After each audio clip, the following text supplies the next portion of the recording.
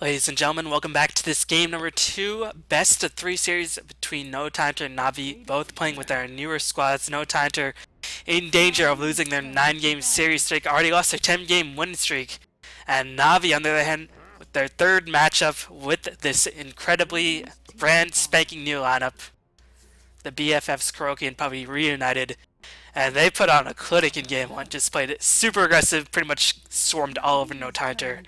No Tidehunter's lineup very ill-equipped to handle Navi in the early game. And meanwhile, the Pix and Meds just flying through, but No Tidehunter gonna pick the Darkseer. Bulldog will most likely be handling that unless S4 does do Darkseer in mid. But yeah, keep in mind S4 couldn't play Darkseer mid, can just stack these small cap and clear out the creep places. Now you're going to spawn with the immediate Magnus and Lifestealer. Avost, man, his best friend these days is Lifestealer, as he is just playing that hero constantly. And Navi, definitely well equipped. Lifestealer, one of those carries who can definitely take these early game gadgets, and that's what I feel like this new Navi squad is really well equipped to doing. They just are very well designed to play extremely aggressive, swarm their opponents, and end the game in the first 20 minutes, which I'm sure their old squad could have done, but I feel like Puppy thinks he has more options with this new squad, and yeah, we'll see. But as is No Tidehunter, gonna pick up Bane as well as Luna, and I feel like Bane, one of those supports who really just isn't that aggressive of a support. He can set up ganks, but doesn't really do too much damage without Fiend's Grip, Keyman, and Brainstaff, very long cooldown. So Bane, he's pretty good against Lifestealer. He's pretty much the ultimate support counter to Lifestealer. Can Nightmare him, can enfeeble him before Rage is casted, Fiend's Grip him through Rage, and Navi immediately can respond with Dendy's Storm Spirit. So they're saying, we'll go with what works in game 1, pick up Lifestealer as well as Storm. Just gonna get Magnus on our side this time, as it's probably gonna be Funnick playing the Magnus on the offlane position, unless Navi decides to run another aggressive trial, which could be a possibility, which is why I think it would be prudent for No Time to ban heroes like Enchantress. Chen, not really as much because Chen, not really as an aggressive hero in the early stages of the game, more of a mid-game pushing hero, use the incredibly bulky nature of his creeps as well as handing out to just bulldoze down towers. Navi, or No Time to gonna counter with an all-purple strat, as we'll see Navi obviously ban out Void, as well as other purple heroes that are not coming to my mind at the moment.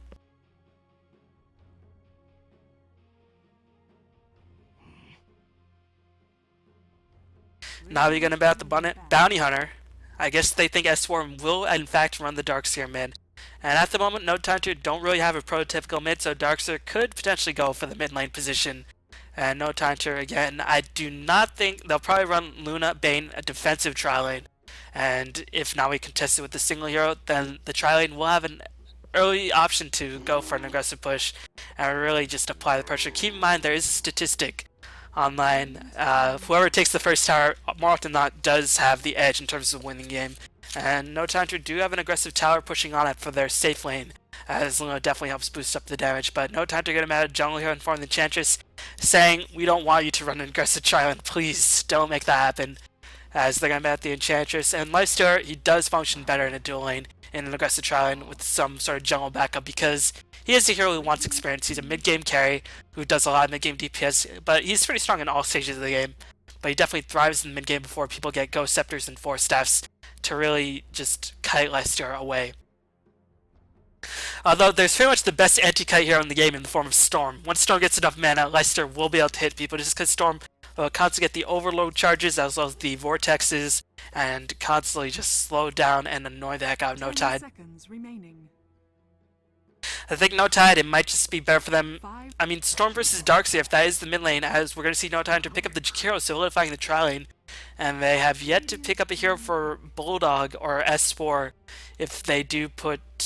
They're going to pick up Night Stalker.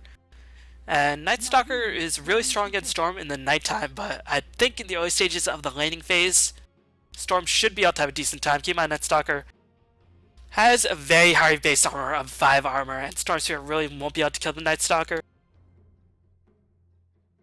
But still, I worry for No Time in the mid game yet again, because Darkseer wants levels, Jakiro doesn't really need levels. Luna, again, his cooldown, or the cooldown on his ultimate is so long, 160 seconds in the first level, that I think Navi will be able to take frequent engagements yet again.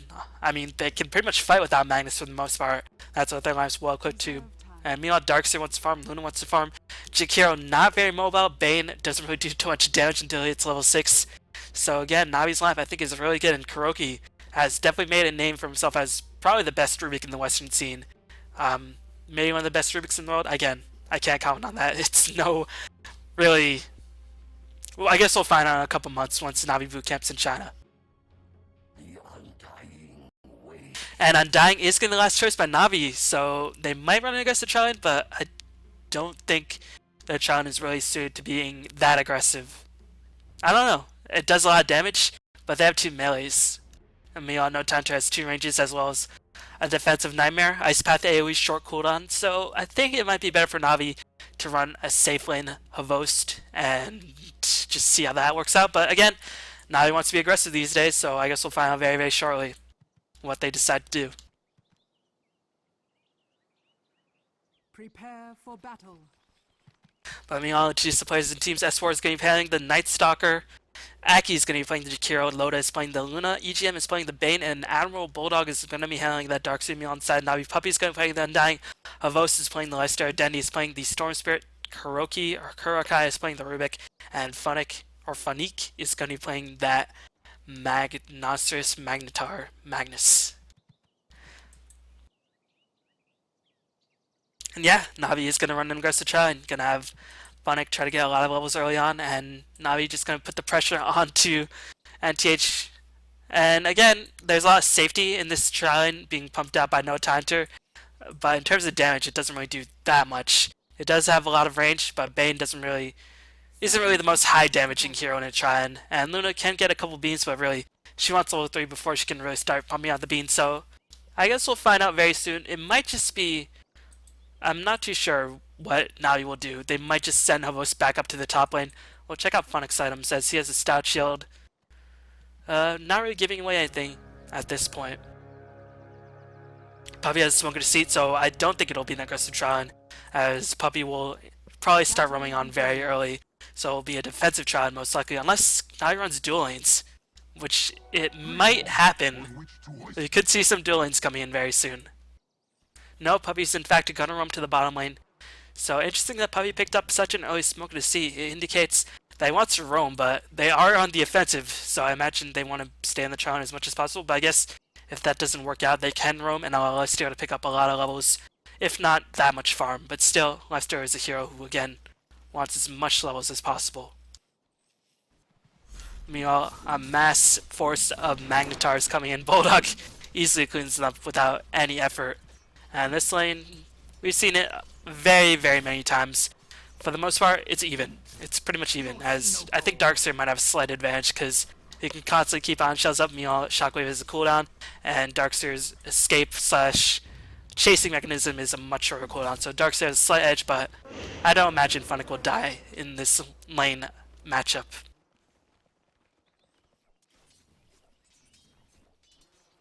As I'm not too sure about this aggressive challenge by Navi, as they didn't block up the post spot. They're going to contest it quite a bit. And Avos is going to have level 2 already, compared to Loda, who just now picked up level 2. And Avos seems to be farming pretty well, so I guess I might be mistaken, but we'll find out very, very shortly, as I think once these supports on the side, No Tidehunter start picking up levels, Dual Breath as well as Brain Sap will just be so important to the success of No Tidehunter, as well as Luna. I guess this challenge is really just designed to make sure that Luna doesn't get the early goal going, because Navi, all they're waiting for is for Storm to pick up levels. But on the other side of the equation, No Tidehunter probably waiting for S4 to pick up levels as well. And wait for that first night, as EGM is going to get lifted up into the air. Only level 1 on all of the heroes on the side of Navi, except for Vos. Vos going to come in. Will he cast Open Wounds? No, he's going to be a bit too far. Actually going to go turn around on Aki. Aki's going to take significant amount of damage. Here comes the Nightmare, but it actually helped Vos pick up the kill. And Kuroki does manage to get the first blood. It's going to be an early flying Cur, as well as perhaps some boots up for the Rubik, and that allowed Rubik to play a lot more aggressive in this trial lane. And Loda, again, they do have triple range on this trial lane, but really, Loda and Bane, not too much range to work with. So in terms of physical harassment, I think the side is on, well, I mean, the side's definitely not on Navi because they have 2 melees, but Kuroki will have relatively even rain as they are going to smoke up. I don't know if that rain ward actually spotted out the smoke. I guess we'll find out very shortly. But as for, I mean, not really making any moves that he noticed it. He's going to back up a bit. I guess he noticed it, he's just ball crowing. Maybe he noticed it. No, he's going to go back into the lane. And I think, yeah, this defensive ward being popped by NTH. Seeing that there are no supports in lane, Funnick must know what's going on. As Vos getting initiated, here comes the Ice Path. Vos does have Rage, will actually turn on for Aki, and here comes Puppy with reinforcements. Vos going to take a lot of damage, but Aki going to get lifted up in the air. Decay is going to be spanned, and here comes Puppy. Keep in mind, base wound speed of Undying very high, and the Decay gives him so much more damage to work with. Aki going to be in launch. Salve has been cancelled. Aki will end up dying. Decay will clean up the kill, and look at the damage by Puppy. 77 damage on the 310 base wound speed hero. Very, very high damage dealing hero at this stage in the game. Meanwhile, for the most part, Dendy has a slight creep advantage, but S4, again, all he's waiting for is level, or at least the first Knight, and then he can start the ganks, and Night Stalker will definitely love these heroes in this trillion being concocted by Navi, as they'll be low level for the most part. Already 2 kills being picked up by Navi, and Storm is one of those heroes as well who definitely wants to wait for the first wards to run out before he starts getting, he wants level 6, maybe level 7, and they can really start putting on the pain. So I think the X Factor will be on the side of this lane. And the question is, how will Bulldog fare? He's actually being pushed out of the lane. His mana is quite low. His HP is going to be low. He can't actually pop the Soul Ring, as his HP will be so low that it might be in danger from more Shockwave, as I'm not too sure where Funnick is getting his mana from. He might just be conserving it. Is he bottle crowing? Can't really tell at this point. As we're going to see the supports on the Navi squad roam once again, and really the side of No Tidehunter are playing so scared at the moment that even though they have this ward and this ward, I don't know why they're playing so scared.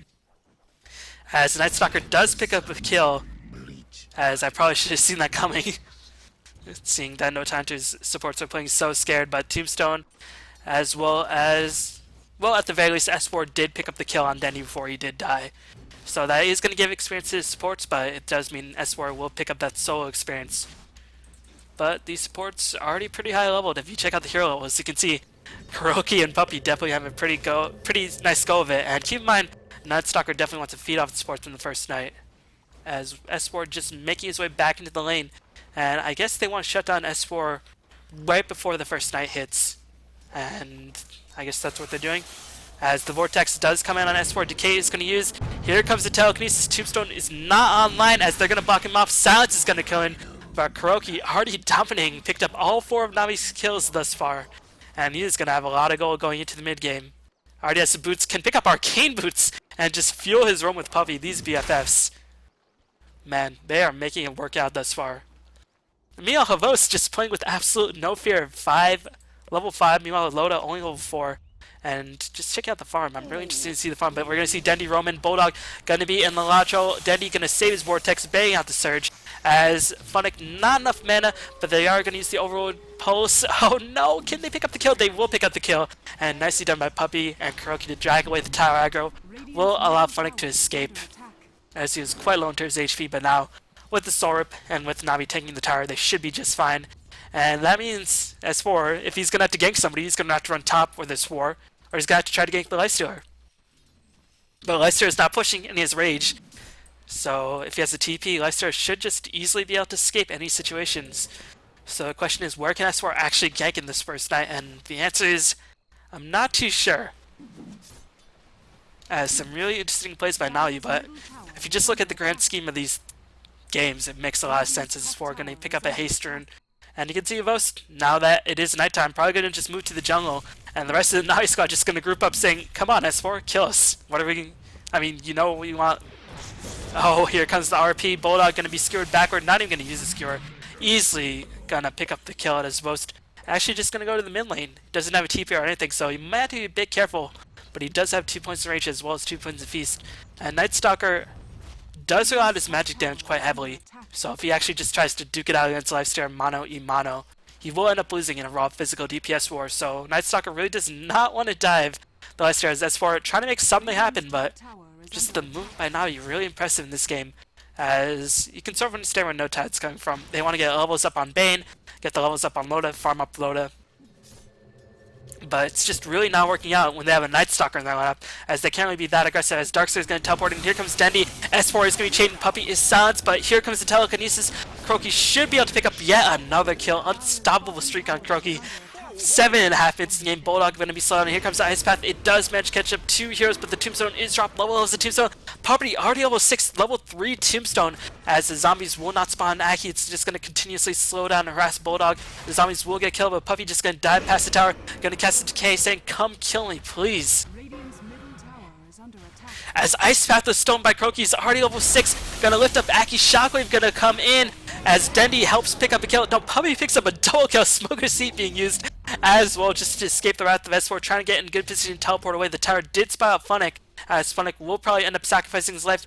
No, Puppey gonna juke. Will end up paying the price. Funnick now caught in the middle of no man's land, as the tower will spot out Funnick.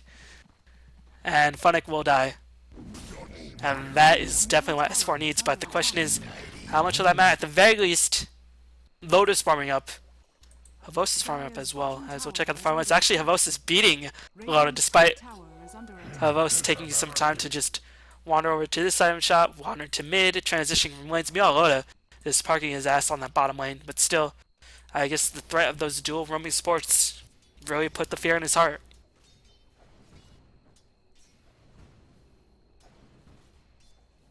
But so far, the first night, it's been moderate for Night Stalker, and the first night is definitely when Night Stalker wants to shine when sports are squishy, but at this point the levels on Navi are so high. Already, everybody inside Navi's already has their ultimates up. Not too sure how much work S4 can actually do without any backup, as Funnick is going to channel the RP onto Aki. Tombstone's going to be dropped as well. Aki should die, as Nightmare was transferred. Funnick will pick up the kill. EGM going to be in mid trouble. Ice Path going to use by Croaky yet again. Such a useful spell to steal. As Eclipse is going to fly, and Funnick will end up paying for it with his life, but it's just going to be a 1-for-2 exchange. Going to trade a Magnetar for 2 supports, but no, Croaky might end up dying. Where's Dendi? He has the Lystra inside him. The Lystra bomb will be back online very soon. Ice Path is going to be used as well. And you can see they were desperate to save Croaky. He has such a large streak on his head, but they were able to do so. And Croaky, Arcane Boots, Bracer, 10 minutes in on a support Rubik. What more can you want in life for support Rubik? I guess you could wish you had all 12 of your team's kills, but still, that might be pushing it. But so far, I've been really impressed with Navi's movement, and it's interesting because as Bulldog is going to take a bit of open wounds harassment, should be okay. But that's interesting because I imagine Navi speaking English, and I'm not too sure how good Funix or even Havos English is. Havos English is obviously good if you've seen the interviews, but I know Kuroki probably doesn't speak Russian, so I imagine they want to communicate in English so Kuroki can understand what's going on. But I guess that's the hallmark of a good captain like Puppey.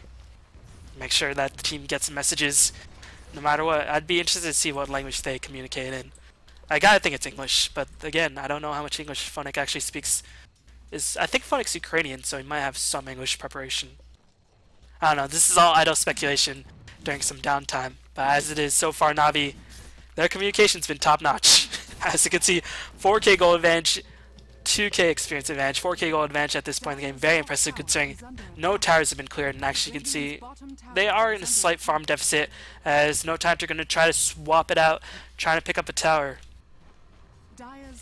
And Luna has migrated in. The Lunar Blessing is going to help fuel. This tower will end up dying, but they are going to trade a 1-for-1 tower exchange. They can't really teleport in because Kurogi is such a high level and RP is in there, so, or RP is online, so no, they are going to teleport in. That is going to be S4. As Glyph is going to use, they're going to slow down Funnick, going to cast a silence on Kurogi, no, they're going to slow Kurogi, and they're going to cast silence on him as well, but here comes the Skewer RP, going to whiff completely. Funnick being super greedy ends up getting nothing, as that is going to be a godsend for Bulldog. Vacuum will help pick up a kill, as on the back of that, Bulldog picks up almost 800 points of gold, and that is going to be a huge swing of momentum. But now it might be a bit troublesome. Actually, wow, first night's about to be over, and S4 almost level 12, as Meow mid lane is happening. EGM Gonna take a lot of damage, but the Brain Sap and the Nightmare are gonna give EGM so much of time to stall. Will end up dying, but that means Loda can rotate in. He does have the Eclipse, as they are just gonna lose Elusive Beam. S4 still has a couple moments of nighttime, and No Tide to turn this game back around. Nice communication by them. They picked up the tower, defended their bottom tower, and got 3 for 1 in the overall exchange of the past 30 seconds. And S4 really feeling this comeback, and Night Stalker, by the time the first night ends, obviously, I mean, the best he can ask for is level 11. But you can see, already level 12. He is 4-4, so he's died 4 times, but still, been participating in a lot of kills. Picked up a Helmet Dominator. Interesting, as sometimes the Night Stalkers like to go for Urn. But I guess this we're trying to take up as much as possible, get the Treads as well as the Armor online. As now Dendy's going to fight. S4 does not have nighttime. Silence is going to come in, skewer backwards onto S4, as well as Bulldog. Dundee taking so much damage for the Iron Shell, but here comes the Telekinesis. And now Puppey has decided to join the party. Tombstone is going to be dropped. It's going to be a 1-for-1 exchange as Lotus is on the tree, automatic complete, but Lotus so fast. Luna, the fastest hero in the game, but unfortunately will end up dying to the sustained amounts of damage. Puppey just fueling up his HP. So much havoc is spreading out that Puppey thrives on with his zombies. But unfortunately, he's going to die. Meanwhile, Bane's going to be picked up. He will die, so it's going to be a 4-for-2 exchange. An exchange for 2 kills and a tower. But Loda died, so I think overall that was worth it for Navi, because Hibos did not die, Loda did die. Even though Navi did lose the tower. They picked up more kills, and they killed the carry. Meanwhile, the only survivor is a Jakiro. And no offense, Saki, he's an awesome player, but he's playing Jakiro. I mean, if there's one hero you want to survive, I mean, even Bane would probably be a better choice to survive if one hero was to survive on the side of No Tide, but Jakiro, not so much. And now No Tidehunter gonna have to try to farm up, because they will have nighttime online next and very, very soon, but still. I don't imagine they want to play very aggressive, as now you can bet that Funnick will not waste his RP on that bottom lane like he did last time, as there's a lot of... I guess he just followed up with the regen, or dropping these stats items. Keep in mind, the best way to make most effective use of your mana pool is drop your intel increasing items, follow up, and then pick up the intel increasing items, because the percentage gain by the intel will help increase that. That was very, very inarticulate, but still, hopefully you understood what I was getting at. It's pretty much Dota 101.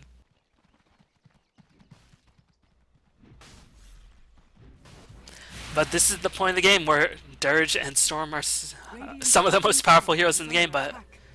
And TH, you do have the Eclipse online, but here comes the Tombstone going to be dropped. Nighttime is online, they're going to pop the Eclipse. S4 with a beautiful RP by Phonic, going to clean up 3 heroes in the blink of an eye. And Aki is going to be cleaned up as well.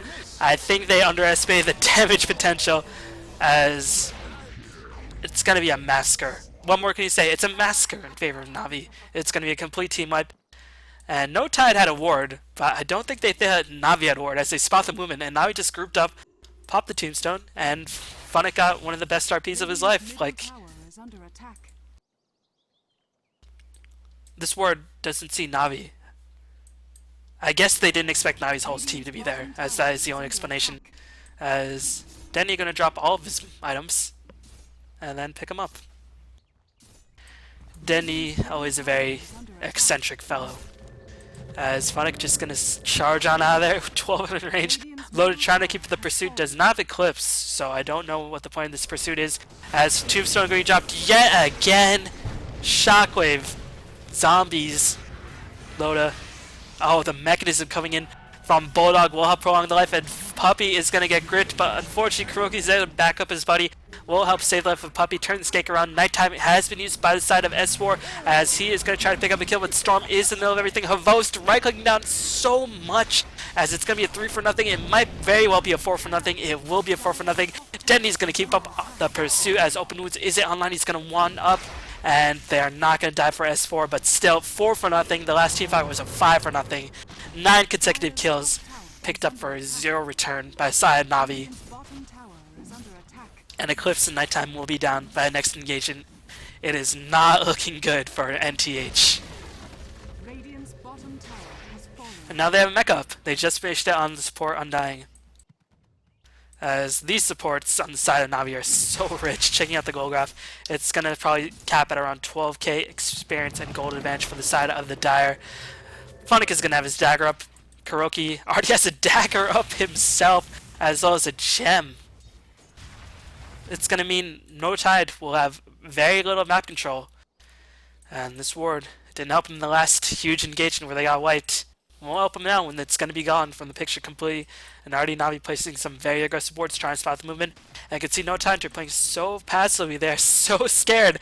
And RP always seems to be up. Tombstone, Undying, always going to be up as well. Meanwhile, Vost Armlet going to be very close to his Desolator. We'll have it up in about 650 gold. Meanwhile, Storm, again, going to go for a Hex. Interesting that Danny likes to go for Hex. And, well, I guess in this case, he has 16 freaking assists. He has so much assist gold. Only has 44 CS, but he is making his money on the back of being a team player. And that is one thing I've noticed about Navi in these past 2 games. They are looking like a complete package. But I think it's a lot of just because the picks. Like the picks that Puppy's picking. I guess he has more confidence in Kuroki and Funnick executing them better than Light of Heaven. And Arzart. But these picks by Navi allow him to play so aggressive and just put down the hurting. And keep in mind, No Tidehunter, we're on a 9-game series win streak, 10-game winning streak before the last game. They're getting crushed. Nighttime is going to happen very, very soon, but as it is, No Tidehunter just going to watch the tower die. Not really have anything to say about it. Loda, how close are you to BKB? You are miles away. My god, Loda is so underfarmed. 16-9 CS, 19 minutes in the game. Loda must be... This is probably Loda's worst nightmare. And you can see Navi actually out-farming No Tidehunter pretty heavily for the most part. And, well, I mean, I guess in the grand scheme of things, it's overall pretty even. No, Navi is out-farming No Tidehunter pretty heavily. Because 69 pretty much cancels it out. And Navos has a 25 CS advantage over Admiral Bulldog. And Navi gonna try to take this Roshan. Nighttime is online as well as Eclipse, but Navi just gonna bait it out. No Tidehunter gonna smoke up. They saw Puppy, actually the daytime vision of... What? An RP by Funnick? Are you serious? What a bait. Wow. Holy. That was... It might be too early to say, ladies and gentlemen, Navi are back, but they look so sharp. And S4 is going to be cleaned up because Kuroki has a dagger. S4, you're going to be cleaned up, right? You have a dagger. Dagger, Kuroki. Telekinesis, armor toggle. Ice Path, going to chain him.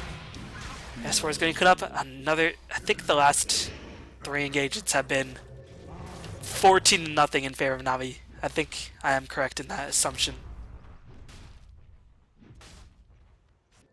And now he didn't even have a ward. I guess they just may have the Roshan and anticipate No Tidehunter charging in. And if they did, that was awesome. Maybe they did have a ward, as I don't think they saw smoke, but... No, it's not looking good for No Tide. It's not like Loda's going to pick up a big item relatively soon. Funnick is getting so farmed. We'll be working on his BKB refresher. Kuroki has the drums as well. Dandy going to have his sheep stick up whenever he wants. 6, 2, and 20. Been a part of all but 5 of Navi's kills. Puppy 4, 3, and 23. Been a part of all of 4 of Navi's kills, all but 4. Kuroki been a part of 22 of Navi's kills. Well, Havost been a part of 11. Havost clearly not a team player.